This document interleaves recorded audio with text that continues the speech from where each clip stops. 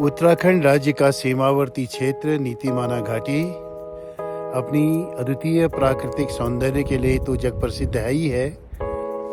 यहाँ पे निवास करने वाले जनजातीय समुदाय के लोग अपनी रीति रिवाज और परंपराओं के लिए पृथक पहचान रखते हैं। साथियों, यहाँ पर यह बताना बहुत ज़रूरी है कि जहाँ पर समाज ने और गांवों ने विकास पथ की ओर अपना कदम बढ़ाया, वहीं पर रीति रिवाज और परंपराएं धीरे धीरे सिमटती चली गई। मगर इन लोगों की एक बड़ी खासियत है कि ये अपनी परंपराओं और रीति रिवाजों के लिए हमेशा सचेत रहे हैं, सतर्क रहे हैं। इसी क्रम में आपसे आज मुलाकात कराएंगे इनकी एक खूबसूरत और छोटी सी परंपरा से, जिसका नाम है गौ पूजे। गौ मतलब मवेशियों को चुगाने वाले ग्वाले, और पूजे का मतलब होता है पूजा। सत्यनारायण की कथा में भी आपने एक प्रसंग सुना होगा कि बच्चे जो हैं, ग्वाल बाल जो हैं, जंगल में बैठ करके सत्यनारायण की कथा कर रहे थे। लगभग इसी टाइप का ये इनके गौ पूजे का प्रसंग है। पहले ग्वाल बालों की जो पूजा जो होती थी, ये छोटे छोटे बच्चों के द्वारा की जाती थी। सब लोग अपनी रोजी रोटी के चक्कर में बाहर बड़े शहरों में सेटल्ड हो गए, प्रवासित हो गए और अपने बच्चों को जो है वहीं पर पढ़ाने लगे, और जो कि अच्छी बात भी है। मगर जो है परंपरा की दृष्टिगत उसका बड़ा खामियाजा समाज और यहाँ के धरोहर, रीति रिवाज और परंपराओं को झेलना पड़ा। आज गांव में बच्चे नाम मात्र के हैं, अधिकतर जो है बुजुर्ग लोग हैं, या कुछ महिलाएं हैं, या कुछ नौजवान हैं जो यहाँ पर जो है कि अपनी आजीविका का निर्वहन करते हैं। वही लोग जो है परंपराओं को यहाँ पर जिंदा रखे हुए हैं। ये जो पूजा है, ये पूजा कृष्ण के ग्वाल बाल स्वरूप की भी पूजा है, और साथ साथ ये प्रकृति की पूजा भी है। और मूल रूप से यहाँ पर ये वन देवता की पूजा से जोड़ा जाता है। वन देवता की पूजा इसलिए क्योंकि यहाँ पर वन देवता की आराधना की जाती है, अर्चना की जाती है उनसे कि हे वन देवता, आपकी गोद में जो ये प्राकृतिक संपदा है, इसमें कई पेड़ पौधे जो विषाक्त होंगे, उन विषाक्त तत्वों से हमारे मवेशियों को बचा के रखना, वो मवेशियाँ स्वस्थ रहें। इसलिए जो है ये वन देवता की पूजा करते हैं।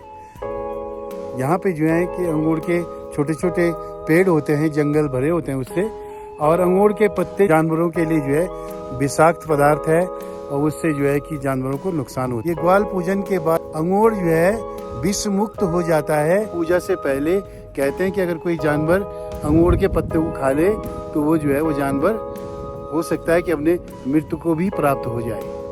ऐसा यहाँ पे कहा जाता है, ऐसा यहाँ पर माना जाता है। अब माना जाता नहीं बल्कि ऐसा यहाँ पे होता है, और ये सत्य है।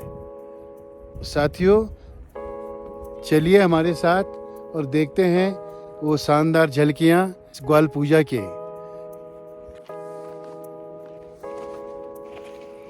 सावन के महीने 20 गते यानी कि विश्वाद को यह पूजा हर साल उत्तराखंड राज्य के सुदूर सीमांत क्षेत्र नीति घाटी के ग्राम फरकिया में संपन्न की जाती है। इस दिन गांव की महिलाएं सभी परिवारों से दाल, चावल, आटा, गुड़, घी, शक्कर आदि सहित पूजन सामग्री इकट्ठा कर निश्चित स्थान पर पहुंचती हैं, जहां पर गौ पूजा अर्थात वन देवता की पूजा की जानी होती है। सभी महिलाएं मिलजुल कर देव भोग तथा सामूहिक भोजन तैयार करती हैं। आपको ये बता दूं साथियों कि पहले यह पूजा गांव के बच्चों के द्वारा यानी कि छोटे छोटे बच्चों के द्वारा संपन्न कराई जाती थी। गांव में पढ़ाई आदि की समुचित व्यवस्था उपलब्ध न होने के कारण लोग अपने बच्चों को पढ़ाने के लिए अन्यत्र आसपास के शहरों में शिफ्ट हो गए हैं, चले गए हैं और अपने बच्चों को वहाँ पे पढ़ा रहे हैं। अब गाँवों में बच्चों की संख्या बहुत कम है और हैं तो बहुत छोटे हैं। अब यह खूबसूरत परंपरा निर्वहन के नाम पर सिर्फ एक दस्तूर बनकर रह गया, जिसे देव शक्ति में आस्था रखने वाले यहाँ के लोग बखूबी निभा रहे हैं। एक छोटा सा मंदिर बनाकर उसमें वन देवता को स्थापित किया जाता है। पेड़ों की टहनियों से उसे सजाया जाता। सर्वप्रथम देवता को भोग लगाया जाता, पूजा अर्चना होती है और धीरे धीरे गांव के जो बाकी लोग हैं वो भी यहाँ पहुँच जाते हैं और एक पंक्ति में बैठकर सभी प्रसाद ग्रहण करते हैं। और उसके बाद शुरू होता है सामूहिक भोज का कार्यक्रम।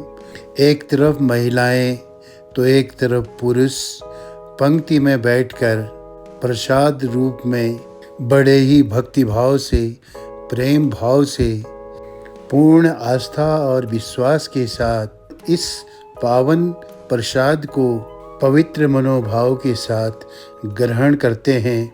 इस आस्था और विश्वास के साथ कि वन देवता उनकी इस अर्चना को स्वीकार करेंगे और उनकी मवेशियों की हर ओर से रक्षा करेंगे। ऐसे विशुद्ध मनोभाव के साथ सामूहिक भोज अथवा महाप्रसाद प्राप्त कर स्वयं को धन्य समझते हुए वन देवता से आशीर्वाद प्राप्त कर लौट आते हैं अपने अपने घरों को और व्यस्त हो जाते हैं अपने काम में। ये कर्मठ जीवंत लोग, नमन है इनकी आस्था और परंपरा के प्रति इनकी विशुद्ध भावना को। चलो चलें परंपरा की एक नई खोज की ओर। तब तक के लिए नमस्कार।